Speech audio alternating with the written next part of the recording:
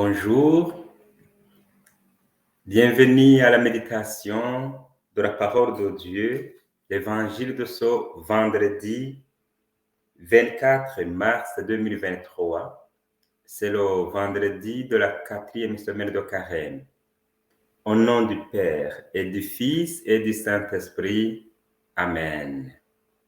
Le Seigneur soit avec vous. Évangile de Jésus-Christ selon Saint Jean. Honneur et gloire à toi, Seigneur, Jésus, source d'amour, toi le chemin de vie, le roi de la paix, Jésus, Jésus, Jésus. En ce temps-là, Jésus parcourait la Galilée. Il ne voulait pas parcourir la Judée car les Juifs cherchaient à le tuer. La fête juive des Tentes était proche. Lorsque ses frères furent montés à Jérusalem pour la fête, il y monta lui aussi, non pas ostensiblement, mais en secret. On était déjà au milieu de la semaine de la fête quand Jésus monta au temple. Et là, il enseignait. Quelques habitants de Jérusalem disaient alors, « N'est-ce pas celui qu'on cherche à tuer? Le voilà, qui parle ouvertement et personne ne lui dit rien.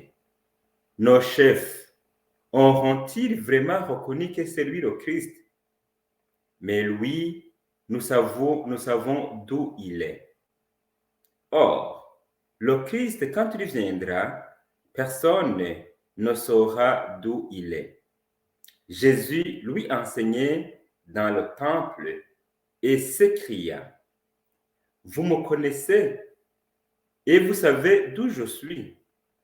Je ne suis pas venu de moi-même, mais il est véridique, celui qui m'a envoyé, lui que vous ne connaissez pas.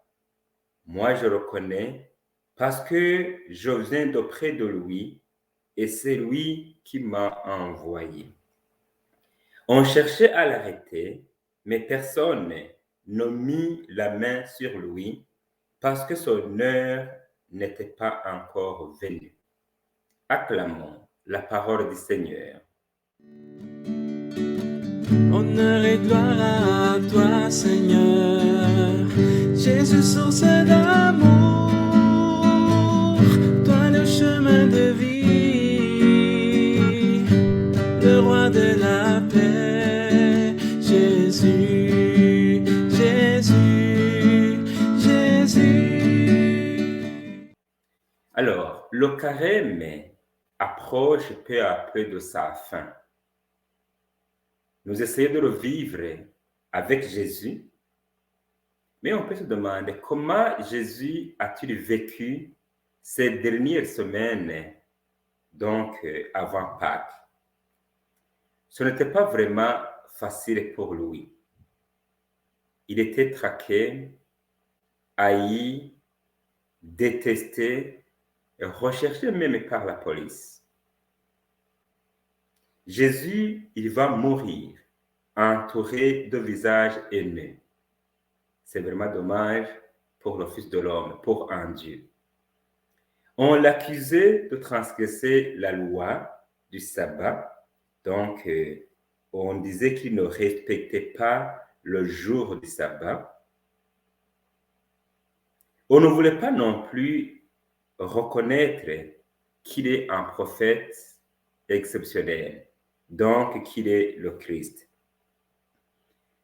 Dans l'évangile que nous venons d'écouter, nous venons d'entendre comment est-ce que lors de fête des Tentes, il monte avec les autres, mais il a monté à Jérusalem en secret. Mais quand il est arrivé là, il a commencé à enseigner. Quel courage! Quelqu'un qui est recherché, on voulait le tuer, mais il prend le courage de continuer la mission de celui qui l'a envoyé. À part cela, nous pouvons vraiment nous demander nous aussi. Nous sommes à la suite du Christ.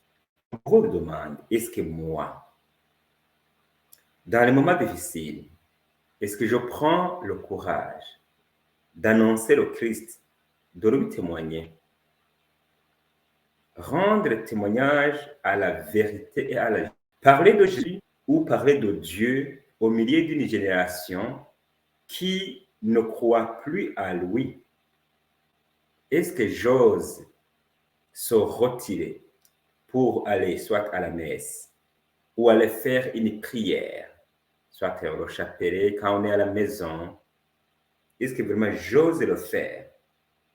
On va peut-être se moquer de toi, on va peut-être se moquer de moi, on ne va pas te comprendre, mais comme Jésus l'a fait, dans les moments difficiles, il ne faut pas avoir peur de rendre témoignage à la vérité, à ce Dieu qui est présent, qui a fait tout pour nous.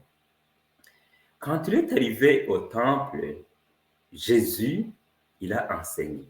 Nous l'avons entendu, on nous a dit qu'il s'écria dans le temple, ça veut dire avec une voix haute, sans avoir peur, en disant, vous me connaissez et vous savez d'où je suis.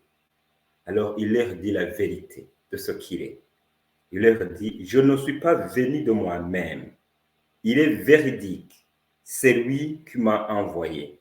Lui que vous ne connaissez pas. Voilà. Il rend témoignage vraiment à Dieu. Les Juifs étaient censés connaître Jésus parce qu'ils disaient, c'est le fils de Marie et de Joseph, et il habite à Nazareth, nous le connaissons. Mais en réalité, ils ne connaissaient pas vraiment Jésus. Ils ne connaissaient même pas son origine. Ils ne savaient pas qu'il était Dieu. Ils ne connaissaient pas sa divinité. À un certain moment, Jésus leur a dit à ceux qui l'écoutaient, si vous ne me croyez pas, croyez au moins à partir des œuvres que je fais. C'est vrai, dans ces jours, nous avons médité les évangiles, les passages de l'évangile qui nous disaient comment Jésus faisait beaucoup de signes. Alors, il ne pensait même pas à ce que faisait cet homme-là. Il pouvait au moins croire à partir des signes, guérir les aveugles, les infirmes, etc., etc.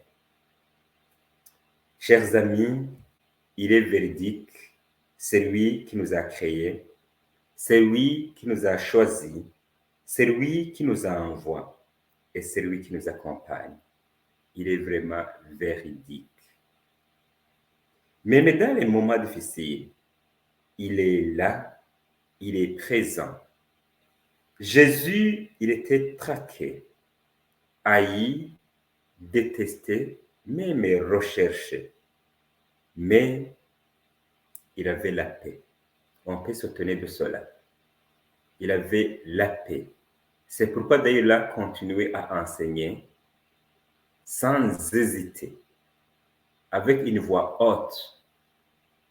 Il avait vraiment la paix. Est-ce que vous savez pourquoi Jésus avait la paix, même s'il vivait dans ces moments difficiles? Voilà, le secret de la paix, c'est de faire confiance totale à Dieu. C'est de se remettre entre ses mains. Voilà, chers amis, le secret d'avoir la paix, même dans les moments difficiles.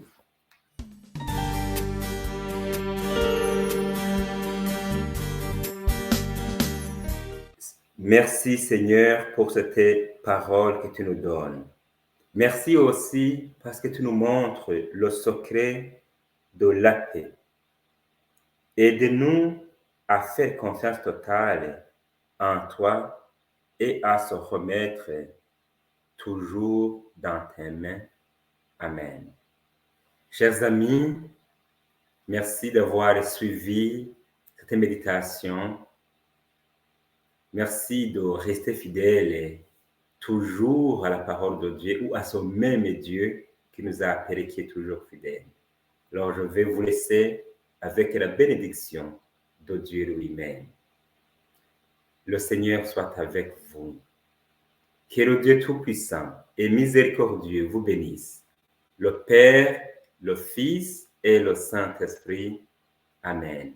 Je vous souhaite de passer une bonne journée. Merci.